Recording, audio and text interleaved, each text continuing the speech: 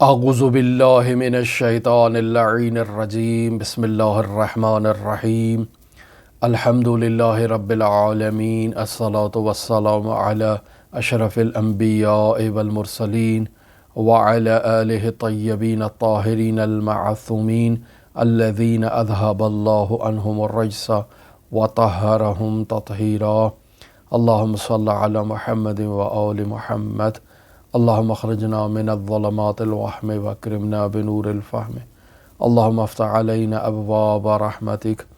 وانشر علینا خزائن علومک برحمتک یا ارحم الراحمین، اللہم وفقنا للعلم والعمل بہ۔ مرحوم آیت اللہ سید محمد حسین حسینی طہرانی کی گراں قدر تحریر شدہ کتاب رسالہ لب اللباب میں ہماری آپ کے ساتھ گفتگو جاری تھی، اور آج اس سلسلے کے 60ویں درس کے ساتھ ہم آپ کی خدمت میں حاضر ہوئے ہیں۔ مرحوم مفسر قرآن علامہ سید محمد حسین طباطبائی رحمۃ اللہ علیہ کے اس نورانی اور معنوی دسترخوان پر ہم سب استفادہ کر رہے ہیں، اور یہاں سے سیر و سلوک کی ان تعلیمات کو سمجھنے کی کوشش کر رہے ہیں جنہیں مفسر قرآن نے اپنے گراں قدر شاگردوں کے درمیان بیان کیا، اور پھر ایک ممتاز شاگرد نے انہیں قلم کی زینت دی، اور یہ رسالہ لب اللباب ہمارے سامنے پیش کیا گیا۔ ہماری گفتگو اس مرحلے پر پہنچی تھی کہ ایک سالک نے ایمان اصغر اور اسلام اصغر کے مرحلے کو طے کرنا ہے، یعنی سب سے پہلے اس سیر و سلوک میں سالک کی یہ ذمہ داری ہے کہ وہ سب سے پہلے اسلام اصغر کے مرحلے پر آئے اور ساتھ ایمان اصغر کے مرحلے کو طے کرے۔ ان دو مراحل کی تفصیل ہم آپ کی خدمت میں بیان کر چکے۔ ہم نے عرض کیا کہ یہ سالک ایمان لے کر آئے اور اسلام لے کر آئے توحید پر، نبوت پر، امامت پر اور معاد پر۔ اس کا اسلام لانا اور اس سالک کا ایمان لانا علمی انداز میں ہو یا ظنی انداز میں ہو۔ علمی انداز میں ہو یعنی یہ سالک دلیل قائم کرے، برہان قائم کرے، اور اگر دلیل اور برہان قائم نہ کر پائے تو جس مقدار میں بھی اس کا گمان اور ظن پیدا ہو، جس علم یا ظن اور گمان کی بنیاد پر یہ سالک توحید پر یقین لا سکے اور توحید کی تصدیق کر سکے، نبوت و امامت کی تصدیق کر سکے، اور اسی طرح سے معاد کی تصدیق کر سکے، یہ اس سالک کے لیے اس مرحلے پر کافی ہے۔ لیکن اگر سالک تصدیق کے مرحلے تک نہیں پہنچ پا رہا، یعنی علمی دلیل قائم نہیں کر پا رہا یا ظنی دلیل قائم نہیں کر پا رہا، تو اب اس سالک کی ذمہ داری یہ ہے کہ وہ تحقیق و جستجو کے مرحلے پر کامیابی حاصل کرنے کے لیے خداوند متعال کی راہ میں توسل کرے، گریہ وزاری کرے، گڑ گڑائے، اور اس توسل کے ذریعے سے وہ اپنی تحقیق و جستجو کے مرحلے کو کامل کرے۔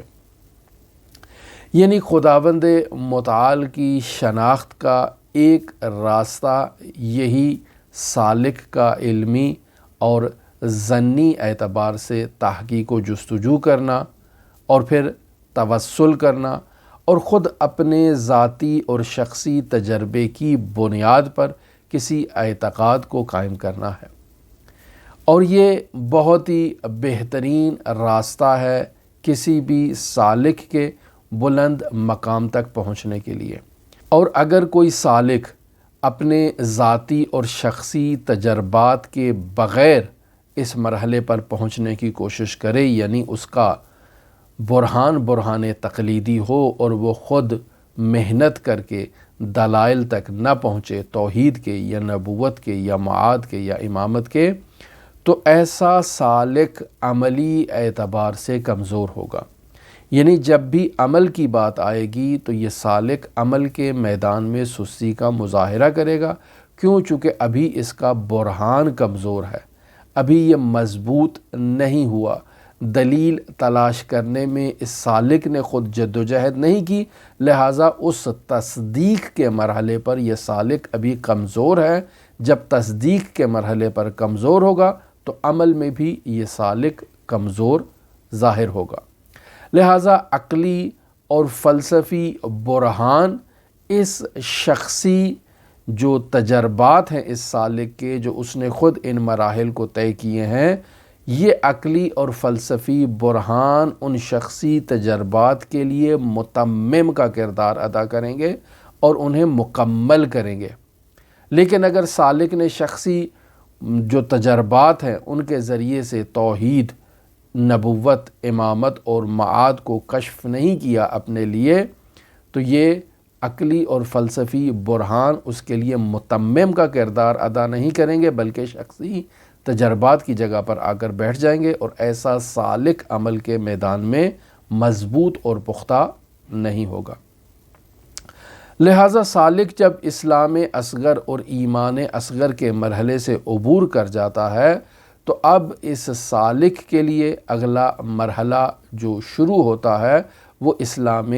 اکبر کا ہے اور ایمان اکبر کا ہے، کہ جس مرحلے کو اس سالک نے طے کرنا ہے۔ لہٰذا اس پہلے مرحلے سے عبور کرنے کے بعد سالک کو اب عمل کی ضرورت ہے، اور اس عمل کے سوا اس سالک کے پاس اور کوئی راستہ نہیں ہے، اور یہ عمل علم الفقہ میں بیان کیا گیا ہے یا علم الاخلاق میں اس سالک کے لیے بیان کیا گیا ہے۔ لہٰذا سالک کے لیے عمل ایک حیات کی حیثیت رکھتا ہے۔ اگر عمل نہ ہو تو جیسے انسان بغیر حیات کے، وہ جو حیات اس انسان کے وجود میں پائی جاتی ہے، جو اسے زندگی بخشتی ہے، جو اسے حیات بخشتی ہے، اگر وہ حیات کا مسبب انسان سے اخذ کر لیا جائے اور انسان سے چھین لیا جائے تو اس انسان کی حیات برقرار نہیں رہے گی۔ اسی طرح سے اگر سالک سے عمل چھین لیا جائے تو سالک کی حیات خود بخود سلوکی حیات اس کی ختم ہو جاتی ہے۔ لہٰذا وہ شاعر نے جو شعر کہا، جو نہایت ہی معروف شعر ہے کہ عمل سے بنتی ہے زندگی جنت بھی جہنم بھی، یہ خاکی اپنی فطرت میں نہ نوری ہے نہ ناری۔ یعنی خود فطری اعتبار سے نہ یہ نور ہے نہ یہ نار ہے، لیکن عمل جو ہے وہ اسے نور بھی بنا دیتا ہے اور اسے نار بھی بنا دیتا ہے۔ لہٰذا عمل حیات کی حیثیت رکھتا ہے، زندگی کی حیثیت رکھتا ہے ہر انسان کے لیے، اور بطور خاص سالک کے سلوکی مراحل میں عمل کو ایک نہایت ہی خاص مقام اور ایک خاص اہمیت حاصل ہے۔ ایک عام انسان اپنے دینی وظائف پر عمل کرے، اور عمل اس وقت کر سکتا ہے جب وہ اپنے دینی وظائف کو جانتا ہو۔ دینی وظائف کو وہ کب جانے گا؟ جب اس کا عقیدہ توحید مضبوط ہو، جب اس کا عقیدہ نبوت و امامت مضبوط ہو اور عقیدہ معاد اس کا مضبوط ہو، تب انسان جد و جہد کرے گا کہ وہ عمل کے لیے اپنے وظائف کو تلاش کرے۔ یعنی ہم نے عقیدہ توحید کو مضبوط کیا تو عقیدہ توحید کے بعد ہمیں ان طرق ہدایت کو تلاش کرنا ہے کہ جس کے ذریعے سے ہم خداوند متعال کی طرف پہنچ سکتے ہیں۔ وہ طرق ہدایت یا نبوت کی صورت میں ہے، اور ختم نبوت کے بعد امامت اور وصایت اور خلافت کی صورت میں ہے۔ اب یہ طرق ہدایت کا مطلب یہ ہے کہ انسان دوبارہ بازگشت کرے گا، دوبارہ لوٹے گا اپنے مبدا کی طرف، اپنے خالق حقیقی کی طرف، اور اس کے حضور میں اپنے جو اعمال ہیں اس کا حساب اس کے حضور میں ظاہر کرے گا تاکہ اس کی طرف حقیقی انداز میں پہنچ سکے۔ لہٰذا وہ سالک جس کا ایمان اصغر اور اسلام اصغر مضبوط ہے، وہ عمل کے لیے اپنے وظائف کو تلاش کرنے کی کوشش کرے گا۔ سالک عشق کی وجہ سے اپنے دینی وظائف کو انجام دیتا ہے، چونکہ اس کا اسلام اصغر اور ایمان اصغر مضبوط ہے۔ یہ اپنے خالق سے عشق کرتا ہے، اپنے خالق کے بیان کردہ ہدایت کے طرق سے عشق کرتا ہے، یعنی نبوت سے عشق کرتا ہے، امامت سے عشق کرتا ہے، اور جو وظائف اس کے لیے بیان کیے گئے ہیں ان وظائف کو اپنے معشوق تک پہنچنے کا راستہ سمجھتا ہے۔ لہٰذا یہ سالک اپنے دینی وظائف کی ادائیگی میں نہایت ہی جدیت کا مظاہرہ کرے گا، نہایت ہی پختگی کا مظاہرہ کرے گا، کسی قسم کی غفلت کا اظہار نہیں کرے گا، اور یہ اپنے عمل کے ذریعے سے اپنے معشوق سے جا کر مل جائے گا، اور اس کا معشوق خود خداوند متعال کی ذات ہے۔ لہٰذا یہاں یہ سوال پیدا ہوتا ہے کہ علم فقہ اور سیر و سلوک میں آپس میں کیا باہمی رابطہ ہے؟ تو جیسے ہم نے اپنی گفتگو آپ کی خدمت میں بیان کی کہ سالک اسلام اصغر اور ایمان اصغر کا مرحلہ جب طے کر لیتا ہے، یعنی وہ توحید کو درک کر لیتا ہے، نبوت و امامت کو درک کر لیتا ہے، معاد کو درک کر لیتا ہے، علمی اور برہانی انداز میں درک کر لیتا ہے، اور اگر علمی اور برہانی انداز میں درک نہ کر پائے تو ظنی انداز میں انہیں درک کر دیتا ہے، یا پھر توسل کے ذریعے سے وہ اس علم و ظن کو درک کر لیتا ہے، اور اس مرحلے پر پہنچنے کے بعد جب اسے اپنے جو مبدع یعنی خداوند متعال اور معاد یعنی قیامت کا اسے یقین ہو جاتا ہے، تو وہ طرق ہدایت جو خداوند متعال نے اس انسان کے لیے بیان کیے ہیں، جن راستوں پر چل کے یہ انسان خداوند متعال تک پہنچ سکتا ہے، ان طرق ہدایت کے بیان کردہ وظائف پر عمل کرنا یہ اپنے معشوق حقیقی تک پہنچنے کا واحد راستہ سمجھتا ہے۔ لہٰذا وہ وظائف کہ جو ان ہادیوں نے بیان کیے وہ یا علم الفقہ کی صورت میں ہے یا علم الاخلاق کی صورت میں ہے۔ لہٰذا سالک اپنا فقہی وظیفہ اور اپنا اخلاقی وظیفہ درک کرنے کے لیے، جاننے کے لیے جد و جہد کرتا ہے۔ پس سالک کے لیے سیر و سلوک کے مراحل میں قدم رکھنے سے پہلے علم فقہ کو سیکھنا یہ نہایت ہی ضروری ہے، اور علم فقہ در حقیقت سیر و سلوک کے لیے مقدمہ قرار پاتا ہے۔ اب اگر ایک سالک علم فقہ کو سیکھ رہا ہے تو یہاں اسے علم فقہ کو سیکھنے کے لیے اجتہادی معرفت حاصل کرنی چاہیے، چونکہ تقلیدی معرفت ایک سالک کے لیے کفایت نہیں کرتی ہے۔ مرحوم علی قاضی طباطبائی رحمۃ اللہ علیہ اپنے شاگردوں کو اجتہاد کی ترغیب اسی وجہ سے دلایا کرتے تھے تاکہ وہ درست انداز میں خود اجتہاداً نہ تقلیداً اجتہاداً اپنے وظیفے کو کشف کریں کہ خداوند متعال نے طرق ہدایت کے ذریعے سے یعنی نبوت و امامت کے ذریعے سے اس انسان کے لیے کون سے وظائف بیان کیے ہیں، تاکہ یہ انسان ان وظائف پر عمل کر کے اپنے مبدع اور خالق حقیقی سے عشق کرتے ہوئے اس مقام تک پہنچ جائے ان وظائف پر عمل کر کے۔ لہٰذا وظائف کو کشف کرنا، انہیں استخراج کرنا، انہیں نکالنا، ان کی تلاش کرنا، ان کی جستجو کرنا، یہ ایک سالک کے لیے نہایت ضروری ہے، اور یہ تلاش اور کوشش اس کی اجتہادی ہونی چاہیے، تقلیدی نہیں ہونی چاہیے۔ کیوں مرحوم قاضی رحمۃ اللہ علیہ اپنے شاگردوں کو اجتہاد کی ترغیب دلاتے تھے؟ اس کی بنیادی وجہ یہی ہے کہ مجتہد پر تقلید کرنا حرام ہے فقہی اعتبار سے، لہٰذا اکثر وہ شاگرد حضرات کہ جو مرجع تقلید کے یا اپنے اساتید کے درسوں میں جاتے ہیں اور وہاں جا کر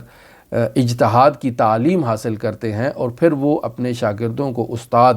جب مکتوب یا شفاہن ان کے لیے یہ بیان کر دیتا ہے کہ اب آپ کے لیے جو کسی دوسرے شخص کی تقلید کرنا حرام ہے، وہ اس لیے بیان کر دیتا ہے کہ اب آپ خود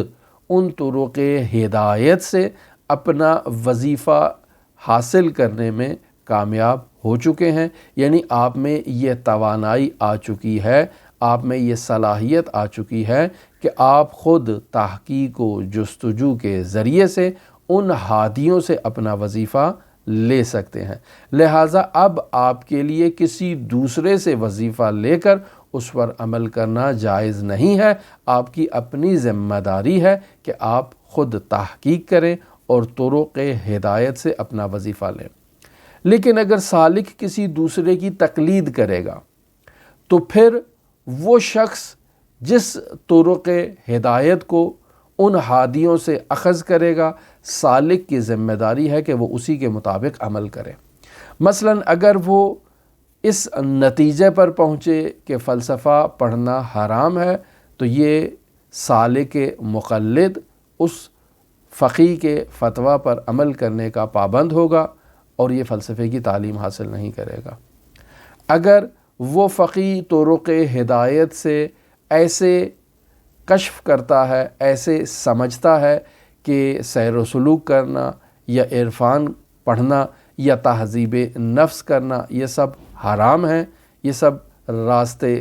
جو ہے وہ باطل ہیں، یہ سب راستے گمراہ کنندہ ہیں، تو ایسے میں یہ سالک مقلد اپنے مجتہد کے فتویٰ پر عمل کرنے کا پابند ہوگا اور ان تمام طرق ہدایت سے اور ان تمام وظائف سے جو اس کے مجتہد نے اس کے لیے کشف کر کے اور اخذ کر کے اور استخراج کر کے اور اجتہاد کر کے اس کے لیے بیان کیے ہیں،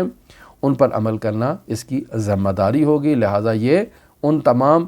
سلوکی راستوں سے دوری اختیار کرے گا کہ جو اسے اس کے معشوق تک پہنچائیں گے۔ لہٰذا ابتدائی میں سالک کی یہ ذمہ داری ہے کہ وہ اجتہاد کرے، جسے مرحوم علی قاضی طباطبائی رحمۃ اللہ علیہ اپنے شاگردوں کے لیے لازمی جانتے تھے، یعنی انہیں ایسے مرجع تقلید بننے کی ترغیب دلا رہے ہیں کہ جو خود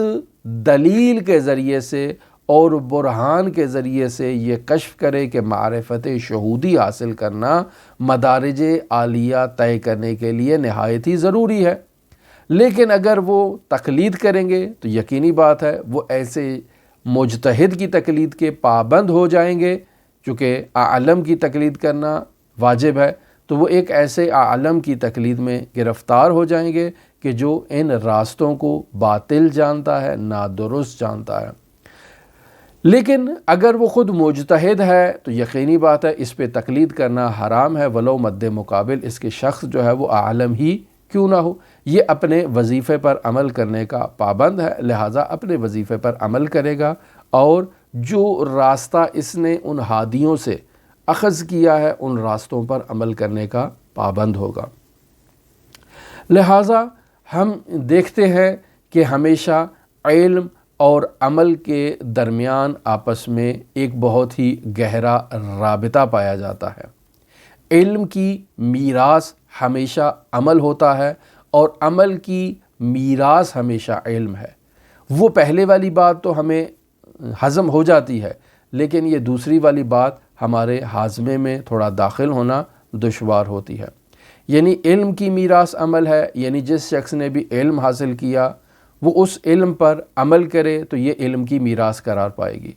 لیکن عمل کی میراث علم ہے، یعنی انسان عمل کرے اور اس عمل کے نتیجے میں علم تک پہنچ جائے، اسے تھوڑا سمجھنا دشوار ہے۔ علم حقیقت میں بنیاد ہے، اصل ہے، اور عمل فرع کی حیثیت رکھتا ہے۔ یعنی اگر علم ہوگا تو اس کے اوپر عمل ہوگا، اور اگر علم ہی نہیں ہے تو عمل کیسا؟ تو پھر یہ جو بیان کیا گیا کہ عمل کی میراث بھی علم ہے، یہ کیسے بات واضح کی جائے، ہم آپ کی خدمت میں بیان کرتے ہیں۔ خداوند متعال نے انسان کو علم یعنی معرفت کے لیے خلق کیا ہے، عبادت کے لیے خلق نہیں کیا ہے۔ لہٰذا ہم اس مطلب کی طرف آپ کی توجہ کو مبذول کروا دینا ضروری سمجھتے ہیں کہ سورہ ذاریات کی آیت نمبر 56 میں جہاں خداوند متعال ارشاد فرما رہا ہے وَمَا خَلَقْتُ الْجِنَّ وَالْإِنسَ إِلَّا لِيَعْبُدُونَ کہ ہم نے جن کو اور انس کو یعنی جنوں کو اور انسانوں کو خلق نہیں کیا مگر اس لیے خلق کیا ہے کہ وہ ہماری عبادت کریں۔ پس خلقت کا مقصد عبادت ہے۔ جنوں کی خلقت ہو تو وہ بھی عبادت کریں، انسانوں کی خلقت ہو تو وہ بھی عبادت کریں، یعنی جن و انس خداوند متعال کی عبادت کے لیے خلق کیے گئے ہیں۔ اور جب لسان معصوم سے اس آیت کی تفسیر پوچھی جائے تو وہاں بیان کیا جاتا ہے اے لیعرفون، یعنی وما خلقت الجن والانس الا لیعبدون اے لیعرفون، یعنی جن و انس کو خلقت نہیں کیا گیا مگر یہ کہ وہ عبادت کریں یعنی معرفت حاصل کریں۔ پس خلقت کا بنیادی مقصد علم ہے یعنی معرفت ہے، یعنی علم باری تعالی یعنی علم خداوند متعال۔ پس علم اور فہم انسان میں خداوند متعال کی معرفت لے کر آتا ہے، علم اور فہم انسان میں نبوت و امامت کی معرفت لے کر آتا ہے، علم و فہم انسان میں معاد یعنی قیامت کی معرفت لے کر آتا ہے۔ لہٰذا انسان توحید کا عالم ہو گیا اور توحید کے بعد اس نے ہدایت کے طرق اور راستوں کو جان لیا جو نبوت اور امامت کی صورت میں ہے، اور ان ہدایت اور طرق کے راستوں کو سیکھنے سے انسان ان سے ان وظائف کو لے گا جو علم الفقہ کی صورت میں ہے یا علم الاخلاق کی صورت میں ہے، تاکہ ان وظائف پر عمل کرتے ہوئے صعود اختیار کرے اور معاد تک پہنچے اور دوبارہ اپنے مبدأ تک واپس لوٹ جائے، یعنی ایک مکمل دائرہ اور ایک مکمل جو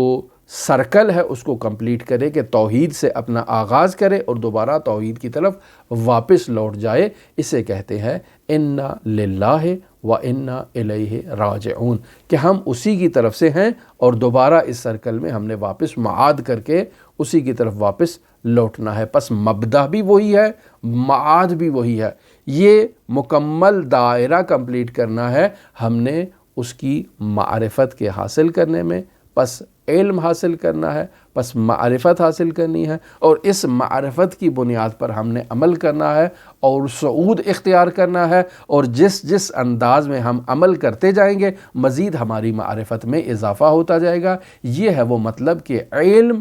عمل کی میراث ہے، اور یہ وہ مطلب ہے کہ عمل کی میراث بھی علم ہے۔ لہٰذا ایک سالک جو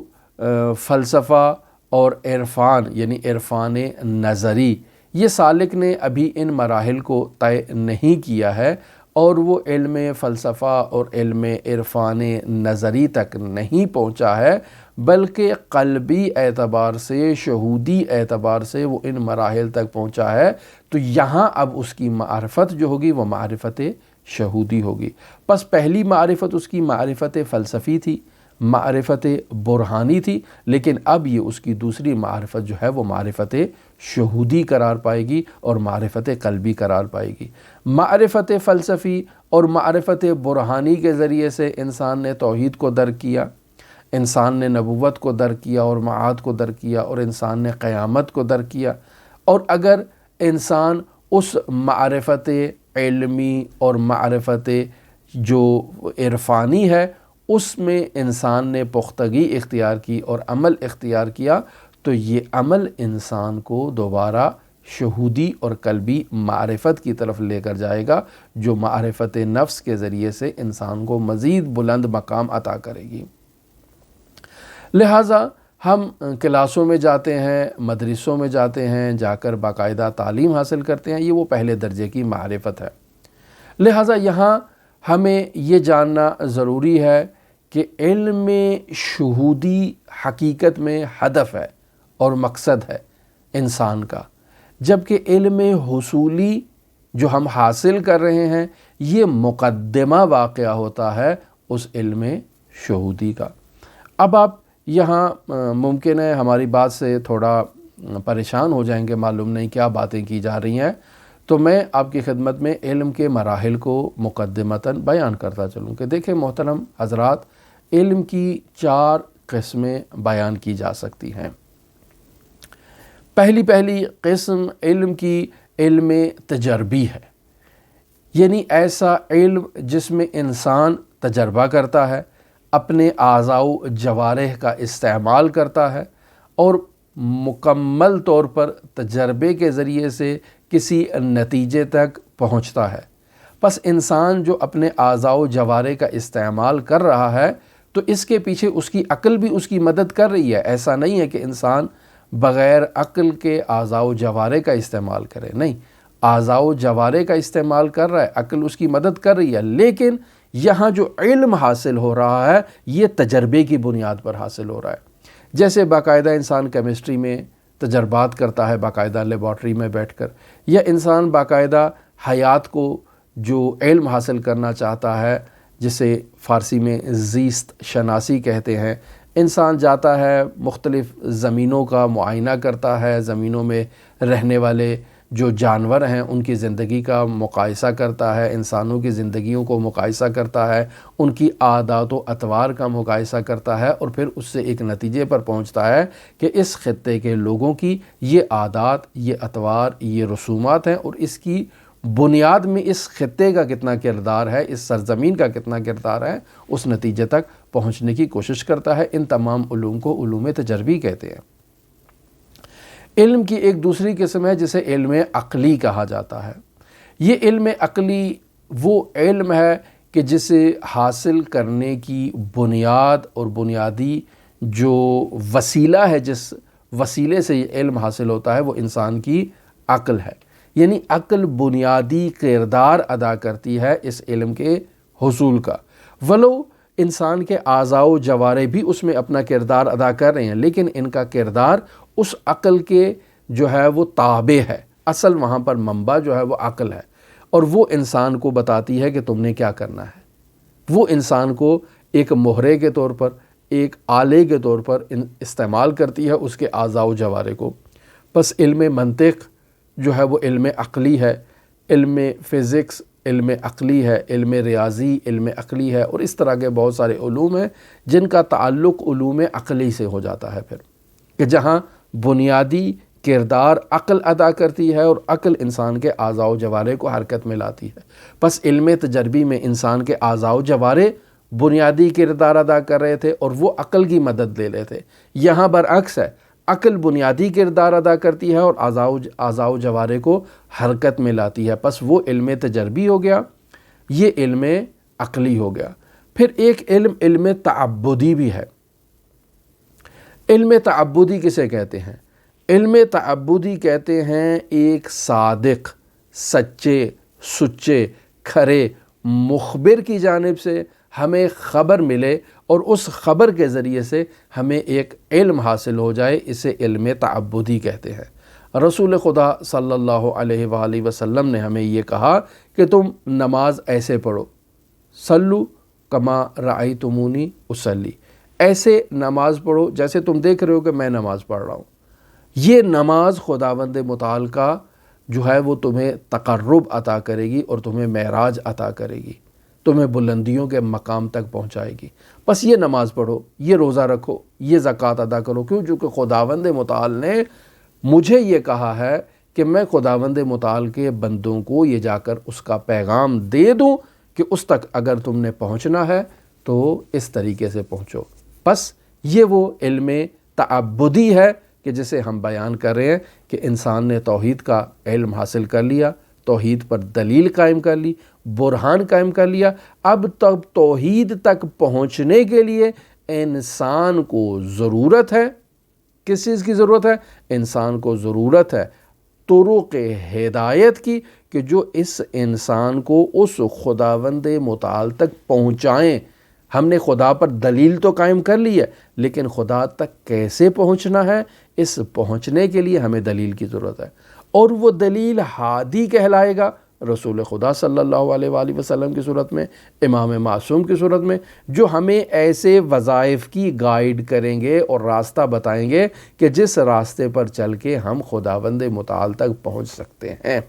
پس یہ کیا ہے؟ یہ ہے وہ مخبر صادق جس نے ہمیں خبر دینی ہے اس طریقے کی، اس ہدایت کے راستے کی، کہ جس ہدایت کے راستے پر چل کے ہم خداوند متعال تک پہنچ سکتے ہیں۔ پس ایک علم تجربی ہو گیا، ایک علم عقلی ہو گیا، اور ایک علم تعبدی ہو گیا کہ جو ہمیں مخبر صادق سے ملتا ہے۔ اور چوتھے نمبر پر ایک علم جو بیان کیا جاتا ہے وہ علم شہودی ہے، یعنی وہ علم کہ جس میں انسان کا ذہن کی وساطت کے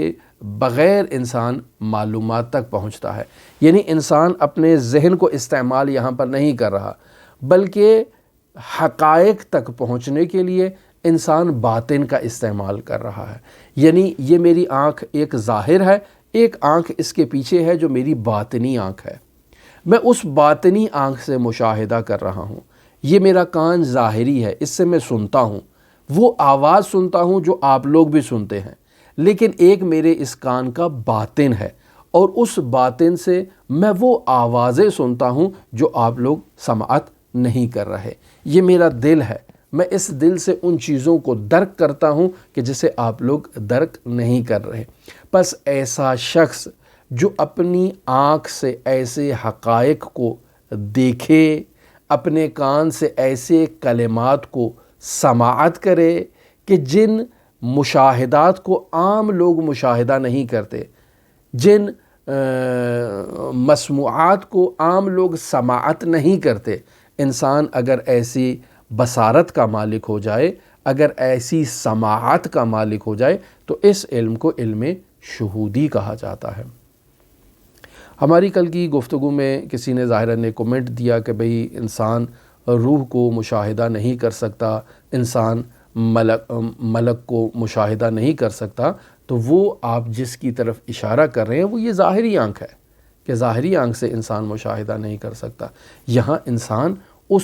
شہود کی بات ہو رہی ہے کہ جہاں انسان جو ہے وہ باقاعدہ طور پر ان چیزوں کو مشاہدہ کرتا ہے جسے عام طور پر انسان مشاہدہ نہیں کر سکتے، ان کلاموں کو سنتا ہے جنہیں عام طور پر لوگ سماعت نہیں کر سکتے۔ یہ در و دیوار جو ہمارے اطراف میں موجود ہے، یہ اللہ کی تسبیح کر رہی ہیں۔ یسبح للہ ما فی السماوات و ما فی الارض، آسمان و زمین میں جو کچھ بھی موجود ہے وہ اللہ کی تسبیح کر رہا ہے۔ جب اللہ کی تسبیح ہو رہی ہے تو میں تو اس تسبیح کو سماعت نہیں کر رہا ہوں، میرے کان تو موجود ہیں، میں ان پرندوں سے، ان چرندوں سے تسبیح تو نہیں سن رہا ہوں، لیکن یہ تسبیح کر رہی ہیں۔ تو پس اس کا مطلب ہے میرے پاس وہ کان نہیں ہے کہ جن کانوں سے میں ان موجودات کی تسبیح کو سماعت کروں، میرے پاس وہ آنکھ نہیں ہے جن آنکھوں سے میں ان موجودات کے سجدے کو مشاہدہ کروں کہ یہ خداوند متعال کی بارگاہ میں سر بے تسلیم خم ہیں، اس کا سجدہ کر رہے ہیں، میں مشاہدہ نہیں کر سکتا ہوں، بس خامی میری طرف سے ہے۔ اس کا یہ مطلب نہیں ہے کہ قرآن مجید میں جو یہ بیان کر دیا گیا کہ یسبح للہ ما فی السماوات و ما فی الارض، یہ غلط ہے، نہیں، ایسے نہیں ہے، میرے اندر نقص پایا جاتا ہے۔ پس مجھے اپنی شہودی معرفت میں اور شہودی علم میں اضافہ کرنا ہے۔ مرحوم مفسر قرآن علامہ محمد حسین طباطبائی رحمۃ اللہ علیہ سے ایک جگہ نقل ہے کہ وہ کسی باغ میں گئے، وہاں پر کوے جو ہیں وہ اپنی آواز میں قائیں قائیں کر رہے تھے، تو مرحوم مفسر قرآن نے کہا کہ معلوم ہے کہ یہ کیا کہہ رہے ہیں؟ یہ اپنی زبان سے اللہ اللہ اللہ کا ذکر کر رہے ہیں اور میں اس کو سماعت کر رہا ہوں۔ پس مفسر قرآن کی وہ سماعت جو ہے وہ کام کر رہی تھی کہ وہ اس سماعت سے ان کووں کی زبان سے اللہ اللہ کا ذکر سن رہے تھے، لیکن ہمیں ان سے فقط ایک ایسی آواز سنائی دیتی ہے کوے سے کہ جس سے ہمارا دل جو ہے وہ تنفر میں آتا ہے اور متنفر ہو جاتا ہے کہ یہ کیا ہمارا سر کھا رہے ہیں۔ ہم اسے ایک ایسی آواز سمجھتے ہیں کہ جس آواز سے ہمیں نفرت آتی ہے، یا قائیں قائیں کی آواز سے ہمیں نفرت آتی ہے، لیکن حقیقت میں مفسر قرآن اگر اس کو سماعت کریں تو انہیں اللہ اللہ کا ذکر سنائی دیتا ہے، پس وہ اس شہودی معرفت کے مرحلے پر فائز ہیں کہ جس مرحلے پر ہم فائز نہیں ہیں۔ پس علم اور عمل کے درمیان رابطہ جو ہے وہ ایک قسم کا آپس میں بہت ہی گہرا رابطہ ہے، یعنی ہمیشہ علم عمل کو پکارتا ہے اور عمل انسان کو خداوند متعال کی طرف کھینچتا ہے، اور جب انسان اپنے علم پر عمل کرتا ہے تو اس عمل کے نتیجے میں انسان کے علم میں اضافہ ہوتا ہے۔ پس علم عمل کا باعث ہوا اور عمل مزید علم کا باعث ہوئی، اور وہ علم جو عمل کے نتیجے میں آئے گا وہ علم تجربی نہیں ہوگا، وہ علم عقلی نہیں ہوگا، وہ علم جو ہے وہ تعبدی نہیں ہوگا، بلکہ علم شہودی ہوگا جو اس کی طرف سے انسان کو عطا کیا گیا ہے۔ لہٰذا انسان اپنے وظائف پر اگر درست انداز میں عمل کرے تو خداوند متعال اسے وہاں سے علم عطا کرتا ہے کہ جہاں سے انسان کو علم بھی نہیں ہوتا ہے۔ پس اگر دیکھا جائے تو یہ جو علم کی ہم نے 4 قسمیں آپ کی خدمت میں بیان کر دی، در حقیقت 2 قسمیں اس میں آ کر جو ہے وہ ہم تک پہنچتی ہیں۔ ایک علم حصولی ہے اور ایک علم شہودی ہے۔ علم حصولی وہی علم ہے جسے انسان حاصل کرتا ہے تجربے کی صورت میں، عقل کی صورت میں، یعنی عقلی جو برہان ہے اس کی صورت میں، یا باقاعدہ اکتساب کی صورت میں۔ اور یہ علم جو حصولی ہے باقاعدہ آپ دیکھتے ہیں کہ یونیورسٹیوں میں لوگ جا کر اس علم کو حاصل کرتے ہیں، حوزہائے علمیہ میں آتے ہیں اور باقاعدہ آ کر اس علم کو پڑھا جاتا ہے۔ بس یہ علم جو باقاعدہ یونیورسٹیوں میں پڑھایا جاتا ہے یا حوزہائے علمیہ میں پڑھایا جاتا ہے، یہ علم حصولی کہلاتا ہے۔ اس میں علم تجربی بھی ہے، اس میں علم عقلی اور برہانی بھی ہے، اور اس میں علم تعبدی بھی ہے کہ قرآن مجید میں کیا کہا گیا، احادیث میں کیا کہا گیا، جو بطور معمول حوزہائے علمیہ میں بیان کیا جاتا ہے۔ جبکہ علم شہودی جو علم قلبی ہے، جو معرفت قلبی کا نام ہے، یہ عمل کے نتیجے میں انسان کو عطا ہوتی ہے۔ لہٰذا انسان جس قدر عمل میں مضبوط اور پختہ ہوگا اس کی معرفت شہودی میں اضافہ ہوگا۔ لہٰذا انسان اپنے علم پر عمل کرے، خداوند متعال اسے بلندیوں کے مقام تک پہنچائے گا۔ لہٰذا وہ جو معروف حدیث جسے ہم اکثر بیان کرتے ہیں کہ من عمل بما علم ورثہ اللہ ما لم یعلم، یعنی من وہ شخص عمل جو عمل کرے بما اس چیز پر علم جس کو وہ جانتا ہے، یعنی انسان جو جانتا ہے اس جاننے پر عمل کرے تو ورثہ اللہ ما لم یعلم، تو اللہ اسے وہ علم عطا کرے گا جس علم کو وہ نہیں جانتا۔ یہ علم جو اللہ نے اسے عطا کیا، نہ تو یہ علم تجربی ہے، نہ علم عقلی ہے، نہ علم تعبدی ہے، بلکہ علم شہودی ہے۔ یعنی خداوند متعال اسے اپنے خزانوں سے ایسے علم کو عطا کر دے گا کہ جو دوسرے کوئی نہیں جانتے۔ اب بس اوقات خداوند متعال ممکن ہے اسے ایک ایسا علم عطا کرے کہ جو علم تجربی سے بھی ثابت ہو سکتا ہے،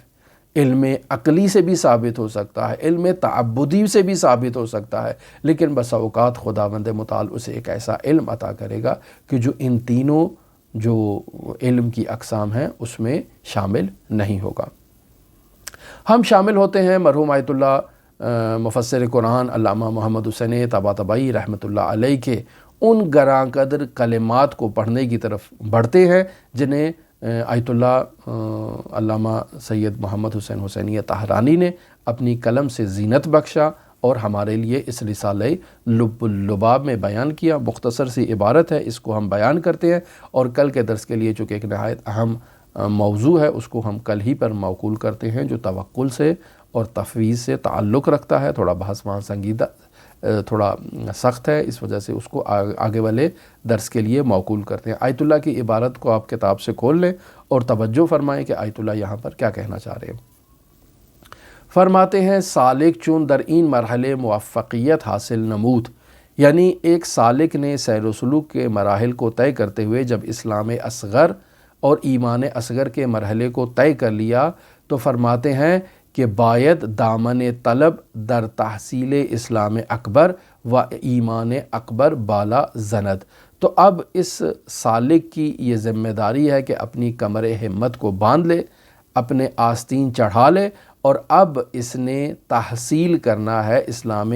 اکبر کو اور ایمان اکبر کو۔ تو پس اسلام اکبر اور ایمان اکبر کو حاصل کرنے کے لیے اس سالک کی ذمہ داری ہے کہ کمر ہمت باندھ لے اور اپنی آستینیں چڑھا لے۔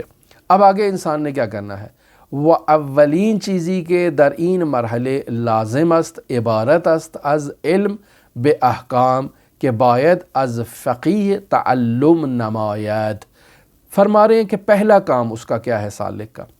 یہاں سالک کا پہلا کام اور پہلی ذمہ داری یہ ہے کہ وہ اس مرحلے تک پہنچنے کے لیے، وہ احکام فقہیہ کو حاصل کرنے کے لیے فقیہ کے حضور پہنچے اور باقاعدہ اس سے دین کے احکام کو اور اپنے روزمرہ زندگی کے وظائف کو، جسے سیکھنا اس کے اوپر واجب ہے، ان وظائف کو وہ سیکھے۔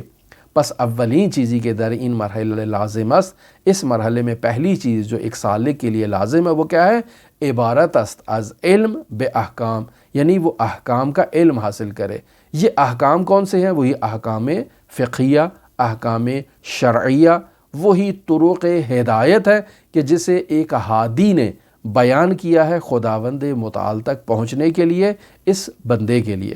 پس انسان علم بے احکام کو سیکھے۔ کہاں سے سیکھے؟ باید از فقیہ تعلم نماید، یعنی انسان کسی فقیہ سے سیکھے، کسی ایرے غیرے سے انسان ان احکام کو نہیں سیکھ سکتا۔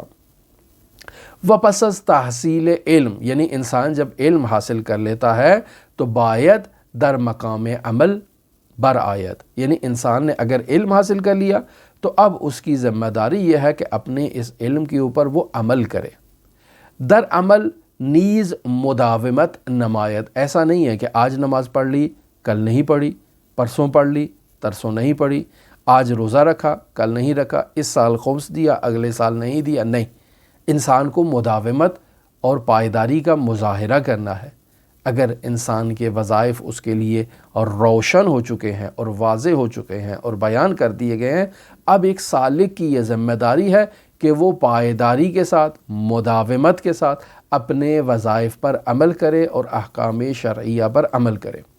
تا درجے بے درجے یقین و معرفت او رو بے فزونی گزارت، یعنی انسان آہستہ آہستہ جیسے جیسے اپنے علم پر اور فقہی احکام پر اور دینی وظائف پر عمل کرتا جائے گا، اس کی معرفت کے درجات میں اضافہ ہوتا جائے گا۔ یہ اس کے عمل پر ڈیپینڈ کرتا ہے کہ کس قدر وہ خلوص کے ساتھ، کس قدر وہ پختگی کے ساتھ، کس قدر وہ اعتقاد کے ساتھ علم حاصل کیا ہے اس نے، اور احکام فقہیہ اور احکام شرعیہ کو فقیہ سے سیکھا ہے۔ اب جب سیکھ لیا تو کس حد تک اس نے اس پر عمل درست انداز میں کیا ہے۔ اگر انسان عمل درست انداز میں وقت پر نہیں کرتا، یہی وہی چیز کہ جو نماز کو اس کے افضل وقت میں ادا کیا جائے، اگر انسان ایسا نہیں کرتا تو یقینی بات ہے کہ اس کا وہ بلند مقام کہ جو اس عمل کے نتیجے میں اس کو حاصل ہونا تھا، وہ اس کو معرفت شہودی حاصل نہیں ہوگی۔ لہٰذا فرماتے ہیں کہ مداومت نمایت، انسان کو پائیداری کرنی چاہیے، تا درجے بدرجے یقین و معرفت او روب فزونی گزارت، تاکہ اس کے یقین میں اور اس کی معرفت میں ہر روز اضافہ ہوتا جائے۔ یہ بہت ضروری ہے۔ کیوں ایسا ضروری ہے؟ فرماتے ہیں کہ علم مورے سے عمل و عمل مورے سے علم است۔ کیوں ایسا ضروری ہے؟ چونکہ علم اپنے پیچھے عمل کو لاتا ہے، یعنی عمل کو طلب کرتا ہے کہ علم کے پیچھے ہمیشہ عمل ہونا چاہیے۔ وہ عمل مورے سے علم ہست، یعنی عمل کے پیچھے بھی ہمیشہ علم آتا ہے۔ جیسے جیسے انسان کا عمل پختہ ہوتا جاتا ہے، مضبوط ہوتا جاتا ہے، اس کی معرفت شہودی میں اور اس کے یقین میں اضافہ ہوتا جاتا ہے اور انسان بلند مقامات تک پہنچتا جاتا ہے۔ اگر کسی جداً علم و اعتقاد بے چیزی داشتے باشد، یعنی اگر انسان کسی چیز پر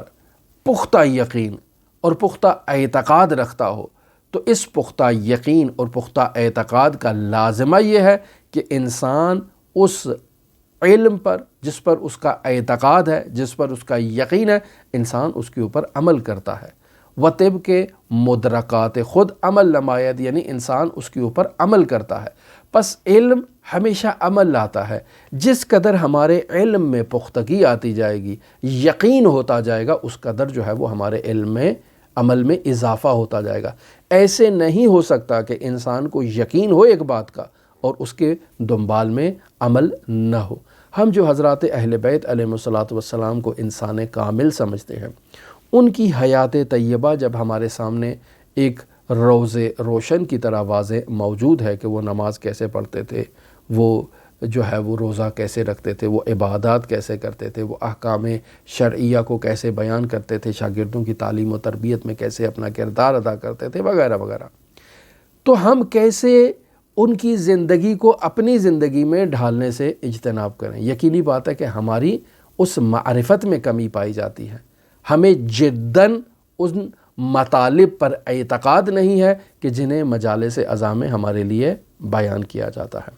یہ علماء حضرات اہل بیت علیہم السلام کے فضائل بیان کرتے ہیں۔ یہ کیوں بیان کرتے ہیں؟ یہ علماء جو حضرات اہل بیت علیہم السلام کی تعلیمات کو ممبروں پر بیان کرتے ہیں، کیوں بیان کرتے ہیں؟ اس لیے بیان کرتے ہیں تاکہ واعظ خود بھی ان پر عمل کرے اور جن کے لیے بیان کیا جا رہا ہے یعنی ہم بھی ان پر عمل کریں۔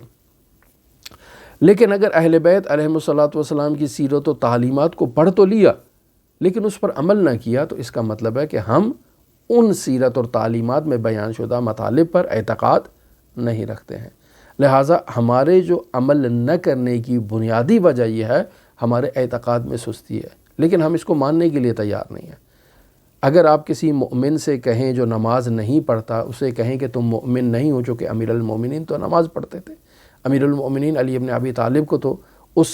نماز میں ضربت لگی ہے، حضرت سید الشہداء علیہ آلاف و تحیت وسنات نے تو نماز ہی میں اپنا سر جو ہے وہ خداوند متعال کی خدمت میں فدا کیا ہے اور قربان کیا ہے۔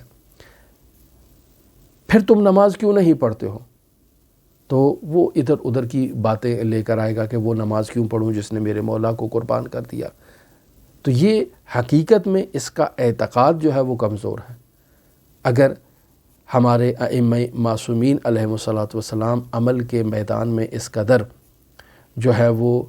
اپنے کردار سے ہمیں عمل کی ترغیب دلا رہے ہیں، ہمیں اس بات پر اگر جداً پختہ علم اور پختہ اعتقاد ہے تو ہمیں ایک ذرہ بر بھی اس سے تخطی نہیں کرنی چاہیے اور دوری نہیں کرنی چاہیے، اور ان کے نقش قدم پر چلتے ہوئے اسی راستے پر چلنا چاہیے جس پہ وہ ہستیاں چلی ہیں۔ تو یقینی بات ہے ہمارے اس میں کمزوری ہے۔ لہٰذا فرما رہے ہیں کہ اگر کسی جداً علم و اعتقاد بچیزی داشتے باشد، اگر حقیقت میں کسی انسان کو کسی چیز کے بارے میں علم ہے یا اعتقاد ہے تو اس علم اور اعتقاد کا لازمہ یہ ہے کہ تطبیق عمل خود برآن علم و مدرکات خود است، یعنی انسان اپنے مدرکات کے اوپر اور اپنے علم کے مطابق جو ہے وہ اپنے عمل کو وفق دے اور تطبیق کرے، یہ لازمہ ہے اس کا۔ اور اگر یہ لازمہ انجام نہ پائے تو اس کا مطلب ہے کہ انسان کے علم میں کوئی کمی ہے، نقص پایا جاتا ہے، انسان کے اعتقاد میں سستی ہے، انسان ابھی پختہ نہیں ہوا۔ وَأَز عَدَمِ عمل اِنَّن کشف میکنیم، یہ آیت اللہ تہرانی اب برہان قائم کر رہے ہیں۔ فرماتے ہیں کہ عمل نہ کرنے سے ہم انن کشف کر رہے ہیں کہ علم او جزمی نہ بودے، یعنی یہ دلیل انی آ گئی کہ اس کا جو علم ہے وہ اس پر ابھی اس کو اعتقاد نہیں ہے۔ اس نے مجالس میں بہت ساری باتیں سنی ہیں حضرات اہل بیت علیہم السلام سے متعلق، کتابوں میں بھی بہت کچھ پڑھا ہے، لیکن اگر اس کا اپنا کردار ان کی تعلیمات کے مطابق نہیں ہے تو اس کا مطلب ہے کہ اس نے جو پڑھا ہے اس کے اوپر اس کو اعتقاد نہیں ہے۔ یہ ہم انن کشف کر رہے ہیں کہ اس کو ان چیزوں پر اعتقاد نہیں ہے، چونکہ اگر اسے ان باتوں پر اعتقاد ہوتا تو وہ اس پر عمل کرتا۔ چونکہ اگر کوئی بھی اپنے علم پر عمل نہیں کرتا تو اس کا مطلب ہے کہ اس کا علم تام نہیں ہے اور اس کا ابھی اس علم کے اوپر یقین موجود نہیں ہے، چونکہ یقین نہ ہونے کی وجہ سے انسان کے عمل میں سستی آتی ہے۔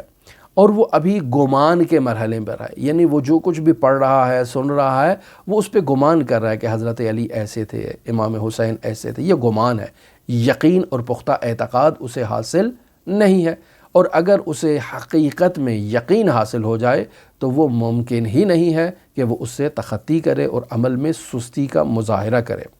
پس مرحوم آیت اللہ طہرانی نے دلیل انی سے انن کشف کیا ہے کہ ابھی اس کا جو عقیدہ ہے وہ سست ہے، اس وجہ سے وہ اپنے علم پر عمل نہیں کر رہا۔ لہٰذا آخری پیراگراف اور آخری لائن آیت اللہ طہرانی فرما رہے ہیں بلکہ مجرد تصویر صورتی بودے کہ در قوہ مخیلہ او منقش شدہ، یعنی یہ جو جسے ہم ابھی علم سمجھ رہے ہیں،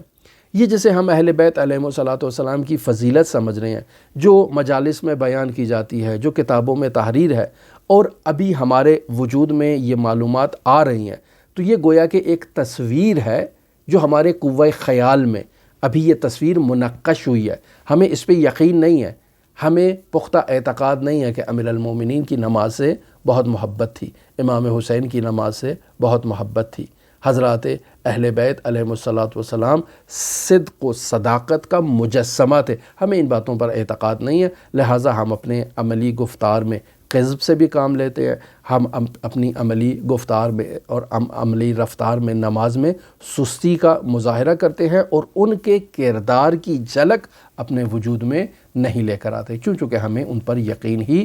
نہیں ہے۔ یہ معلومات ساری معلومات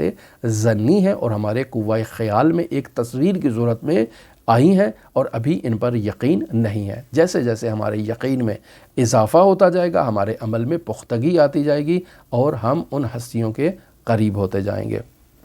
ہماری دعا ہے کہ خداوند متعال